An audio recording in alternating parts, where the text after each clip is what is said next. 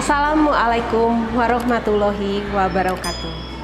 Salam sejahtera, Om Swastiastu, Namo Buddhaya, salam kebajikan. Saya Kristina Dwi Haryanti Anderaya, guru bimbingan dan konseling di SMP Taruna Bakti. Saat ini saya adalah mahasiswa PPG dalam jabatan angkatan kedua tahun 2023 di LPTK Universitas Pancasakti Tegal.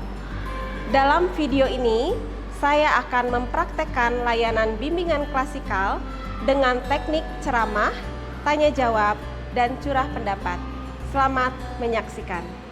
Selamat siang anak-anak kelas 7E. Ya. Sebelum kita memulai materi hari ini, kita berdoa dulu ya. Silahkan, siapa yang pimpin doa? Chan, ayo Chan. Teman-teman, sebelum kita memulai pelajaran hari ini, mari kita berdoa. Berdoa dimulai.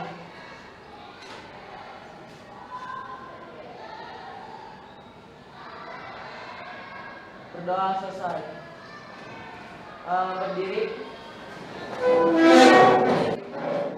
7 landasan mental SMP Taruna Bakti. 1. Jujur, tanggung jawab, disiplin, adil, peduli, siap beri salam. Selamat siang anak-anak. Terima kasih Echan. Silahkan duduk kembali. Ya, Ibu lihat agenda kelas hari ini. Kalau ngelihat yang tadi pagi ini ada 24 siswa yang hadir di sini. Ya, dari jumlah 25. Oke, siapa yang nggak masuk? Anak-anak, pada hari ini Ibu akan memberikan layanan bimbingan klasikal gitu di kelas 7E dengan tema mengenal gaya belajar. Tentu Ibu punya tujuannya nih. Yang pertama, kalian bisa menganalisis atau melihat kembali gaya belajar yang sesuai dengan kalian. Yang kedua, kalian bisa memadukan gaya belajar dan strategi belajar sesuai dengan diri kalian. Yang ketiga, kalian bisa mengaplikasikan atau menggunakan gaya belajar dan strategi belajar dalam kehidupan sehari-hari. Ibu akan menampilkan materinya di layar, kalian nanti menyimak, kita akan diskusi dan tanya jawab gitu ya. Setelah itu kalian akan mengisi asesmen gaya belajar yang nanti linknya akan Ibu berikan kepada KM, nanti KM akan berikan kepada kalian melalui grup. Begitu ya. Kemudian di akhir nanti kalian mengisi evaluasi proses dan hasil melalui link Gform yang akan Ibu bagikan kepada ketua kelas. Siap hari ini? Siap. Siap. Mengenal gaya belajar. Kalau Ibu tampilkan ini gitu ya, siapa yang bisa menyebutkan atau siapa yang bisa menyebutkan apa itu gaya belajar?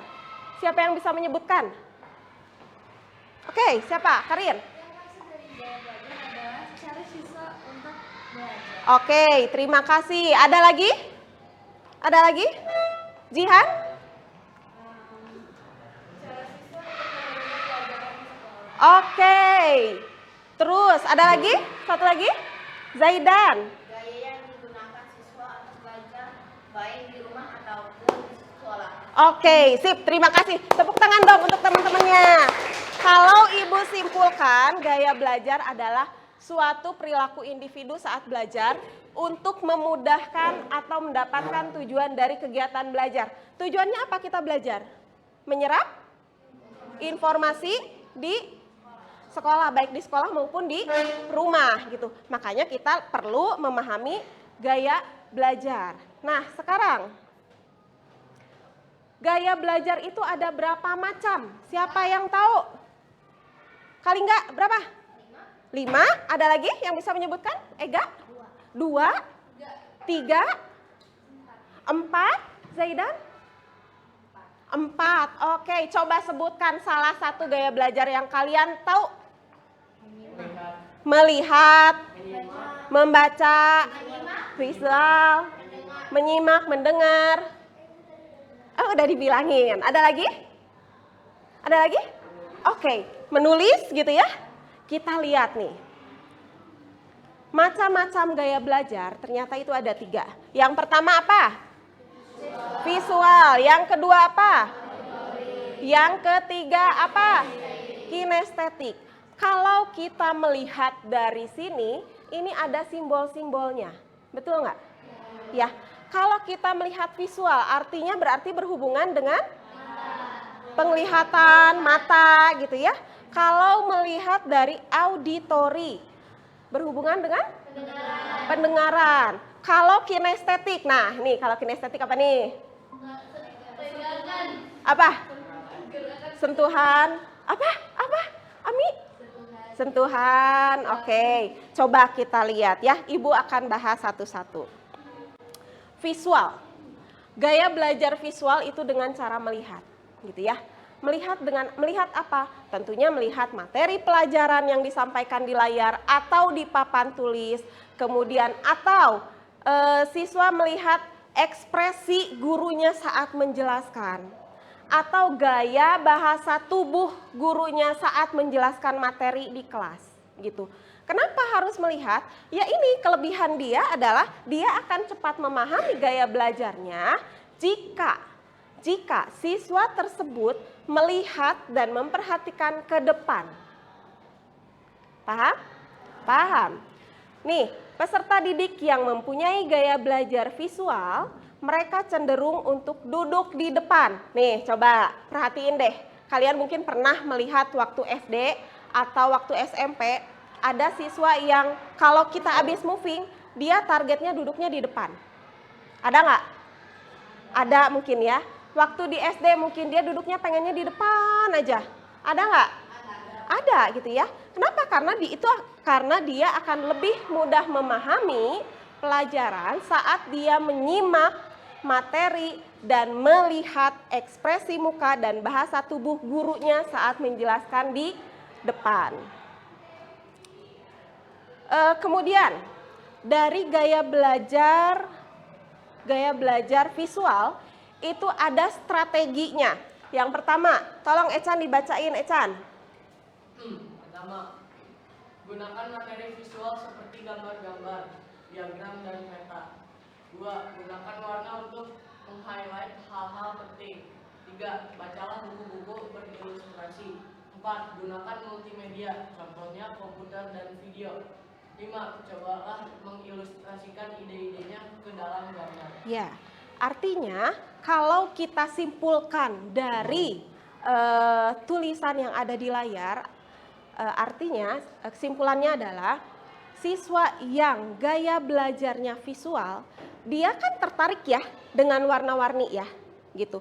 Sehingga ketika anak yang gaya belajarnya visual dan dia rangkum kembali di buku tulis, biasanya dia akan mencatat, kemudian dia akan hias dengan bolpen warna-warni atau spidol warna-warni.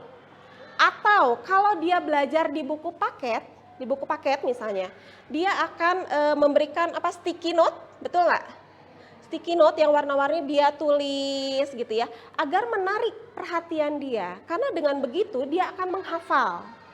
Dia akan lebih mudah memahami cara belajarnya. Selanjutnya, nih ada ciri-ciri anak visual. Poin 1, 2, 3 tolong dibacain oleh Rara. Ra, bacain Ra. Pertama, tidak boleh kebanyakan melihat daripada yang didengar. 3. Lebih suka membaca daripada dibaca. Oke, terima kasih Rara. Ini selanjutnya tolong dibacakan oleh Malkia. Membaca cepat dan tekun, seringkali mengetahui apa yang harus dilakukan, tapi tidak pandai memilih kata-kata, lebih suka melakukan demonstrasi, Atau? praktek daripada tidak. Oke, ini ya, ciri-ciri anak visual seperti ini. Sampai sini ada pertanyaan? Tidak, kita lanjutkan. Auditori, ini simbolnya ada telinga. Artinya anak yang gaya belajarnya auditori, belajarnya dengan cara mendengarkan gitu ya. Peserta didik yang bertipe auditori mengandalkan kesuksesan belajarnya melalui telinga. atau alat pendengarannya gitu. Mereka dapat belajar lebih cepat dengan menggunakan diskusi dan mendengarkan apa yang guru katakan. Dapat mencerna yang disampaikan melalui suara. Pernah nggak kalian kayak begini? Saat belajar di kelas gitu ya, entah kalian atau teman kalian ada yang memilih duduk sendiri.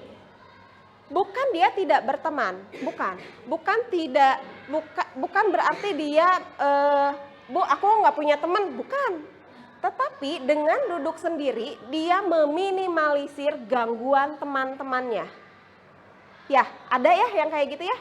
Atau misalnya kayak gini, ketika guru sedang menjelaskan di depan, gitu ya, terus teman sebelahnya gini, hey.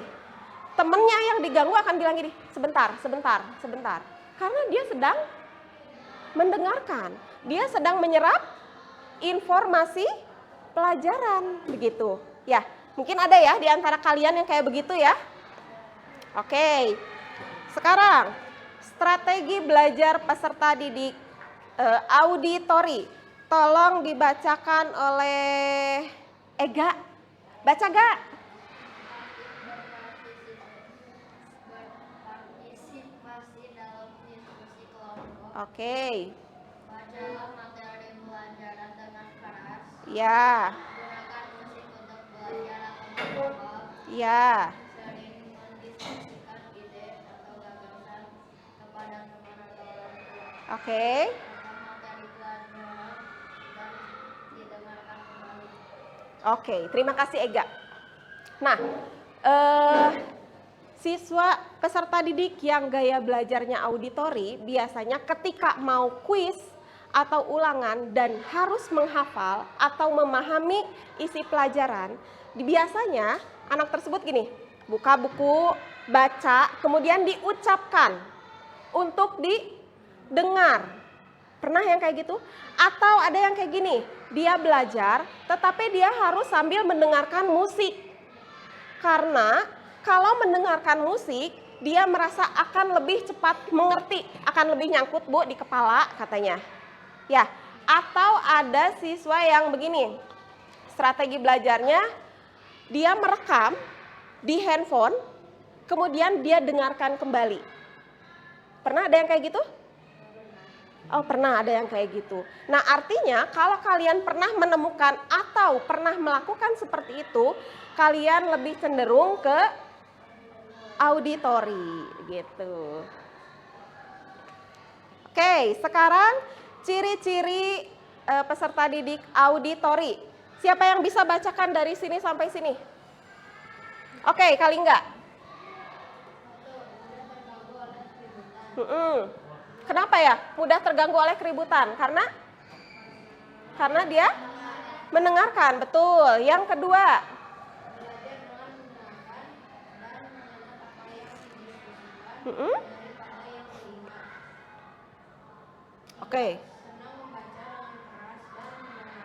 Oke, terima kasih Kalingga. Sekarang siapa yang bisa melanjutkan ini? Oke, Mi. Menggerakkan bibir mereka dan mengucapkan tulisan di buku ketika membaca. Biasanya ia pembicara yang fasih atau ahli. Lebih pandai mengeja dengan keras daripada menuliskannya. Oke, terima kasih Ami. Ini adalah ciri-ciri anak gaya belajarnya yang auditori. Oke, next.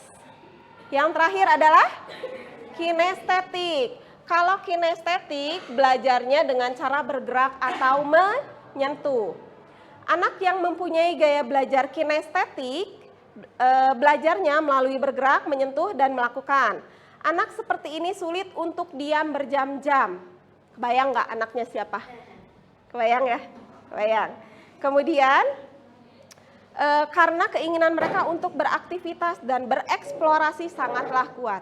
Jadi ketika belajar di kelas, kalau kalian pernah menemukan saat SD atau waktu di SMP gitu ya, kita lagi belajar, tiba-tiba si anak itu keluar dari bangkunya, kemudian menghampiri temannya. Ketika ditanya, kamu kenapa? Bu, aku mau pinjem pensil. Emang kamu nggak bawa pensil? Bawa, cuman aku bosen aja. Ada ya yang kayak gitu ya? Ada ya? Nah, artinya dia butuh waktu, dia butuh untuk bergerak badannya. Sehingga ketika dia sudah ambil pensil ke sini, ketika dia kembali, otaknya sudah fresh kembali. Dia siap untuk menerima pelajaran. Atau kayak gini, ketika belajar, dia ke depan, Bu, aku izin mau ke toilet. Oh boleh, ke toilet lah dia. Kira-kira apakah beneran dia pipis? Enggak juga. Ya entahlah gitu ya. Tapi biasanya yang sering ibu temukan ke toilet adalah cuman cuci tangan dan ngaca. Setelah itu dia balik lagi ke kelas. Ada nggak yang kayak gitu ya di sini ya? Ada, banyak. Aku katanya. Ya, mungkin kalian juga salah satu anak yang gaya belajarnya adalah kinestetik gitu. Nah, sekarang strategi belajar untuk anak kinestetik adalah, tolong dibacakan dong, siapa yang bisa bacakan? Ayey, bisa bacain Yey? Oke, Yey, bacain Yey. Jangan memaksa diri untuk belajar sampai berjam-jam. Stop dulu, jangan memaksakan diri untuk belajar sampai berjam-jam. Karena kalau anak kinestetik disuruh duduk lama 2 jam pelajaran, dia akan masuk nggak pelajarannya? Enggak, karena dia butuh untuk bergerak. Oke. Next, baca lagi, Belajar sambil mengeksplorasi lingkungan, contohnya membaca sambil menggunakan objek yang sesungguhnya Untuk? belajar konsep baru. 3. Gunakan warna terang untuk meng-highlight hal-hal penting dalam bacaan. 4. Belajar sambil mendengarkan musik. Ya, betul. Dan biasanya kalau anak yang kinestetik, dia akan lebih excited saat pelajaran praktikum. Ya, praktikum IPA, entah itu PTD. Karena kalau praktikum IPA, dia akan mencoba segala sesuatu, kemudian dia harus berjalan gitu. Dia akan lebih cepat mengerti. Gitu. Next. Ciri-ciri anak kinestetik. Chan, bacain Chan, sampai 9 Chan. 1. Tidak terlalu mudah terganggu dengan situasi keributan. 2. Belajar melalui praktek. 3. Menghafal dengan cara berjalan dan melihat. 4. Menggunakan jari sebagai petunjuk ketika membaca. 6. Merasa kesulitan untuk menulis tetapi hebat dalam bercerita. 7. Menyukai permainan yang menyibukkan. 8. Menyentuh orang untuk mendapatkan perhatian mereka. 9. Menggunakan kata-kata yang mengandung hak. Oke, terima kasih Echan. Ya, itu adalah penjelasan mengenal gaya belajar siswa. Gitu. Udah kebayang ya berarti ya? Berarti gaya belajarnya ada berapa? 3. Apa aja? Yang pertama? Visual. Yang kedua? Oke, strategi belajarnya sudah paham ya? Oke, nah kalau gitu sekarang kita coba akan mengisi asesmen mengenai gaya belajar. Ibu akan kirimkan ke ketua kelas, nanti ketua kelas akan share ke grup. Silahkan keluarkan handphonenya. Oke, udah ter-share? Sudah ada di grup? Oke, silahkan diisi.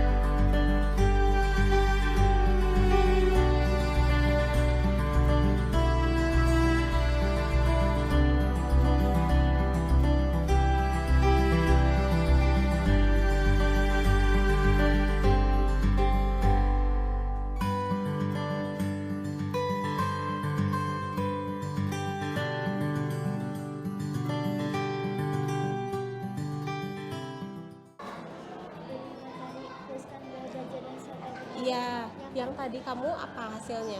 Oh, tiga-tiga. Nah, itu ditulisin. Tulisin aja strategi gaya belajarnya kalau auditor itu gimana. Ya. Nah, sekarang Echan tolong kirimkan yang evaluasi proses dan evaluasi hasil. Ya. Silahkan diisi dulu yang evaluasi proses.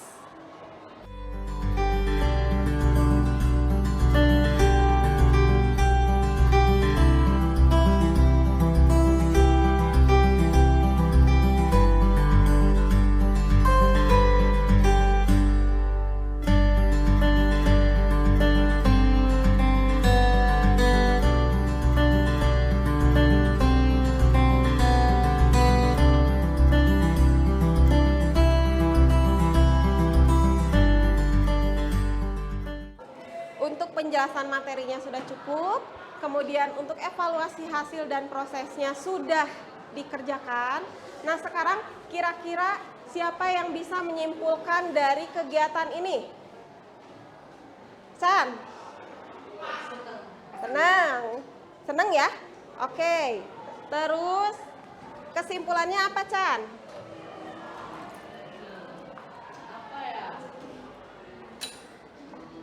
Siswa dapat mengungkapkan perasaan setelah mendapatkan materi. Oke, ada lagi? Jadi lebih tahu gaya belajar. Oke, ada lagi? Bisa lebih ngerti tentang gaya belajar dan aku juga bisa memahami jenis-jenis gaya belajar. Oke, Beril. Terus ya, penjelasannya juga menarik. Terus aku juga bisa memahami metode yang harus aku gunakan ketika belajar supaya lebih efektif. Oke, ada lagi?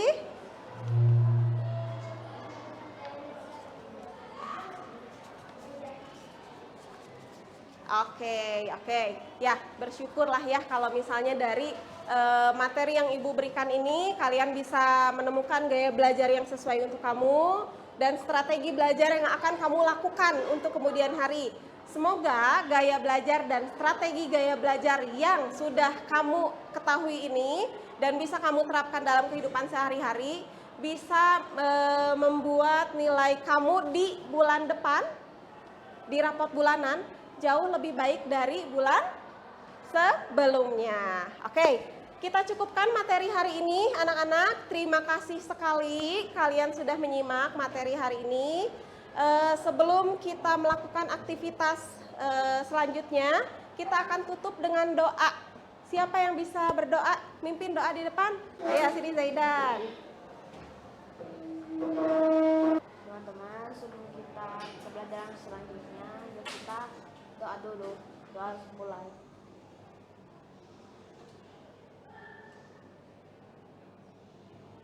Doa selesai. Berdiri. Bahasa mental SMP Taruna Bakti 1.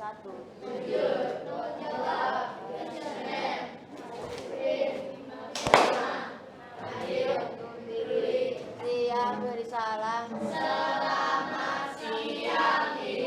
Ya, selamat siang. Ya, sama-sama. Silahkan duduk kembali. Terima kasih Zaidan.